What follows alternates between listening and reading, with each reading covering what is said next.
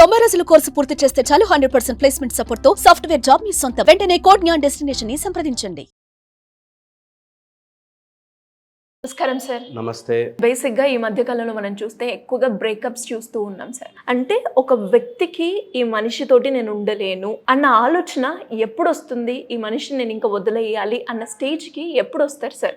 అంటే సైకలాజికల్గా కావచ్చు, వాళ్ళ బిహేవియర్ పరంగా కావచ్చు, యాటిట్యూడ్ పరంగా కావచ్చు, మనం ఎలాంటి చేంజెస్ చూస్తాం? సో ఫస్ట్ వాళ్ళకి ఇంట్రెస్ట్ లేదు అన్న విషయాన్ని మనం గమనించుకోగలగాలి. వాళ్ళ కళ్ళల్లో, వాళ్ళ పర్సనాలిటీలో చేంజెస్ వస్తాయి. అంటే ఒక ఇంట్రెస్ట్ ఉంటే కొంచెం టైం చేసుకుంటాడు, మన మీద ఆతృత ఇంట్రెస్ట్ ఉంటుంది. ఎప్పుడైతే బోర్ కొట్టిస్తున్నట్టుగా, లేకపోతే మనమే ఎప్పుడు వెంటపడాలి, you are an option to me అని అనుకుంటే మాత్రం వాళ్ళు they will always ignore you. Okay, ఇది ఫస్ట్. సెకండ్, ఎప్పుడు చూసినా మీరు బతిమిలాడుకోవాలి కానీ వాళ్ళ సైడ్ నుంచి రిటర్న్ రాదు. ఎంత ఏదైనా గొడవ వచ్చినా కాన్ఫ్లిక్ట్ రిజల్యూషన్లో నువ్వే దిగి రావాలి, నువ్వే సారీ చెప్పాలి, నువ్వే ఆగాలి, నువ్వే వెయిట్ చేయాలి, నువ్వు అడ్జస్ట్ కావాలి అని ఎప్పుడైతే పుష్ చేస్తుంటారో 1, 2, 3 అని లిమిట్ పెట్టుకుని, ఇది జీవితంలో అందరూ ప్రాక్టీస్ చేయాలి. దట్ ఎనీథింగ్ నేను I have a limit, try చేస్తా 3 times అయిపోయింది, దట్ ఈస్ డిస్కనెక్టెడ్ అనేది ప్రాక్టీస్ చేసుకోవాలి. లేకపోతే ఏమవుతుందంటే ఎమోషనల్ డ్రైనేజ్ అయిపోతుంది. అంటే వాడు మొత్తం ఎమోషన్స్ అంతా గుంజేసి మీరు ఒక మొద్దు బొమ్మలాగా వాళ్ళని పాసిఫై చేయడానికి, వాళ్ళని ప్లీజ్ చేయడానికే బతుకుతున్నట్టు అయిపోతుంది. సో ఎవరైనా నాకు ఇంట్రెస్ట్ ఉంది, నాకు ప్రేమ ఉంది, కానీ నేను చూపించలేను, కానీ నేను చెప్పలేను, కానీ నా ప్రేమ ఇలా ఉంటుంది అని అంటారు. ఓకే, నార్మల్గా ప్రేమ చూపించే విధానాలు తెలిస్తే, ఒకటి ఆర్టికల్స్ రూపంలో, అంటే గిఫ్ట్లు ఇవ్వడము, లేకపోతే వాళ్ళకి నచ్చింది కొనాలి, అరే ఇది అంటే దానికి ఇష్టము, ఆమెకి ఇష్టం, వాడికి ఇష్టము అని కొనాలి అనేది ఆర్టికల్ రూపంలో. సెకండ్, నచ్చిన పని, అంటే నేను ఇలా ఉంటే ఆమెకి ఇష్టం, నేను ఇలా ఉంటే ఆయనకి ఇష్టం అని నీ కోసం రెడీ అవుతారు, నీకోసం ఒకలాగా వాళ్ళు ప్రజెంట్ చేసుకుంటారు. ఓకే, అది సెకండ్ది. థర్డ్ వచ్చేసి they will be always with you. గొడవైనా, ఫైట్ అయినా, ఏమైనా సరే వదిలే, నేను ఉన్నా కదా అనేటట్టుగా ఒక ధైర్యం ఇస్తారు. ఫోర్త్ వచ్చేసి ఎప్పుడైనా ఇట్లా గొడవ రాగానే పాతవన్నీ తీసుకొస్తుంటారు. నువ్వు అప్పుడు చేసావు, నేను అడ్జస్ట్ అయ్యా, ఇప్పుడు చేసావు, అడ్జస్ట్ అయ్యా, ఇన్ని చేసావు, అడ్జస్ట్ అయ్యా అని ఎప్పుడవో గొడవలు తీసుకొస్తున్నారంటే ఇంకా time to end it. Because అవన్నీ మర్చిపోవట్లేదు.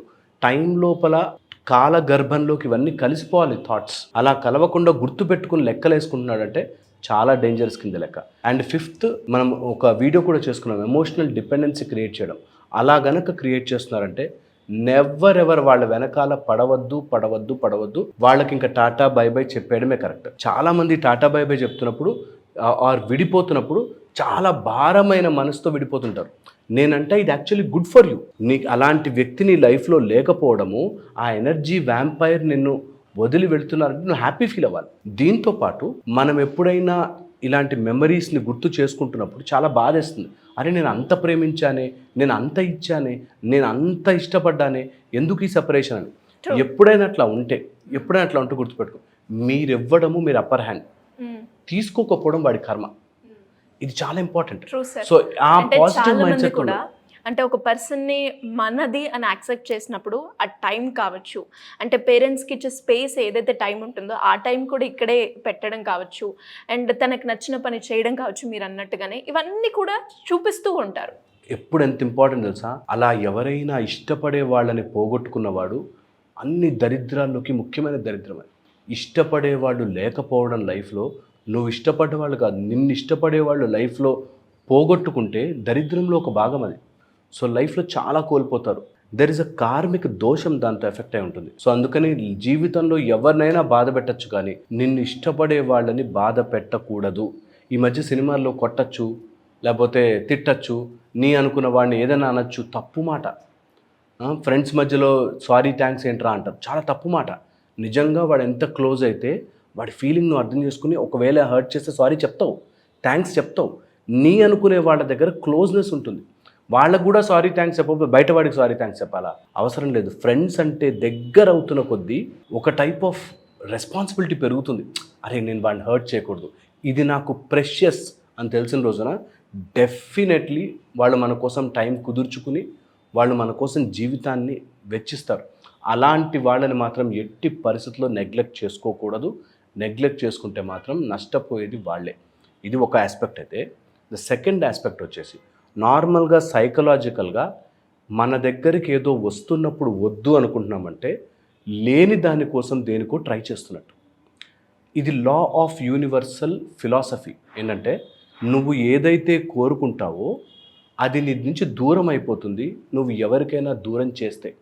ఓకే, కరస్పాండెన్స్లో అక్కడ ఏది ఉంటే ఇక్కడ వస్తుంది.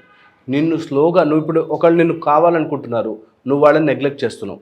నువ్వు ఎవరినో కావాలనుకుంటావు, వాళ్ళు ఈవెన్చువల్లీ నేను నెగ్లెక్ట్ చేస్తారు. అందుకోసం ఎప్పుడు కూడా ఈ కరస్పాండెన్స్ని గుర్తుపెట్టుకుని, ఒకవేళ నిజంగా ఇష్టం లేదనుకోండి ఆశలు పెంచొద్దు, చెప్పొద్దు, ఉండాలని అనొద్దు. వాళ్ళు క్లియర్గా చెప్పేసి సపరేట్ అయిపోవడం వేరే స్టోరీ. బట్ హోల్డ్లో పెట్టి చూద్దాంలే, నేను ఇంతే, నేను ఇట్లాగే ఎక్స్ప్రెస్ చేస్తాను, నాకు ఎక్స్ప్రెస్ చేయడం రాదు, ఇలాంటి మాటలు మాట్లాడుతుంటే చాలా dangerous. Be very careful with them. At the same time కొంతమందికి నిజంగా చెప్పడం రాదు కానీ చేయడం వస్తుంది, తెలిసిపోతుంది వాళ్ళు. అండ్ ఒకవేళ ఎవరైనా చేసుకోవాలనుకుంటే ఒక మంచి ద లైట్ డిటెక్టర్ అని ఒక మంచి బుక్ ఉంటుంది. ఓకే, అందులో కళ్ళ ద్వారా చదవచ్చు మనుషులు. Okay, you can read whether the person is really in sync with you, genuine with you, love with you, ఆ ప్రేమ ఉంది, ఆ రెస్పెక్ట్ ఉంది అని తెలుస్తుంది. ఓకే, సో ఇన్ కేస్ ఎవరికైనా ఇంట్రెస్ట్ ఉంటే, బట్ మీకు లోపల హార్ట్ కనెక్షన్ ఉంటే తెలిసిపోతుంది, సోల్ కనెక్షన్ అంటారు కదా. అండ్ ఈ మాట కూడా నేను చెప్పి తీరాలి. ఒక మనిషి కలిశాక, అబ్బాయి కావచ్చు, అమ్మాయి ఎవరైనా కలిశాక హార్ట్ టు హార్ట్ ఒక లైన్ వెళ్తుంది, ఒక ఎమోషనల్ కనెక్షన్. అది కట్ చేసుకున్నారు అంటే ఎన్నో రకాల ప్రాబ్లమ్స్ని మనం అలౌ చేస్తున్నట్టు. సో అది జరగకూడదు. ఎవరిని హర్ట్ఫుల్గా కట్ చేయొద్దు. నిజంగా కట్ చేయాలంటే just slowly separate from them, tell them, easier. But ఆ క్రాస్ కనెక్షన్ నువ్వు ఎప్పుడైనా కట్ చేస్తావు వాళ్ళు చాలా ఇబ్బందులు పడతారు. సో నెవర్ ఎవర్ ప్రేమని హోల్డ్లో పెట్టుంచి పార్షియల్గా నీకో 10 రూపాయలు ఇస్తా, నీకో 10 రూపాయలు ఇస్తా అన్నట్టుగా ప్రేమని పంచుకుంటూ వెళ్ళిపోకూడదు, ప్రేమని పెంచుకుంటూ వెళ్ళాలి. It's very important. అర్థం చేసుకుంటారు.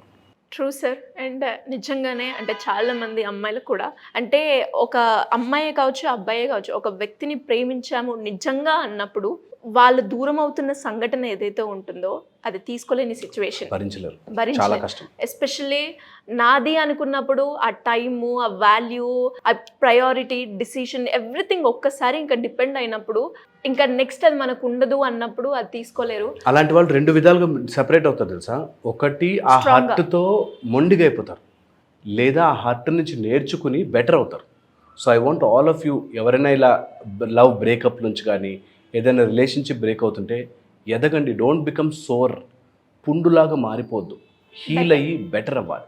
హోప్ అది తెలుసుకుంటాం. డెఫినెట్గా సార్ ఈ వీడియో వాళ్ళందరికీ కూడా ఒక రియలైజేషన్ పాయింట్ని తీసుకొస్తుందని అనుకుంటున్నాను. Thank you sir, thank you so much. Suman టీవీలో మీ పర్సనల్ అండ్ బిజినెస్ ప్రమోషన్స్ కోసం కింది నెంబర్కి కాంటాక్ట్ చేయండి.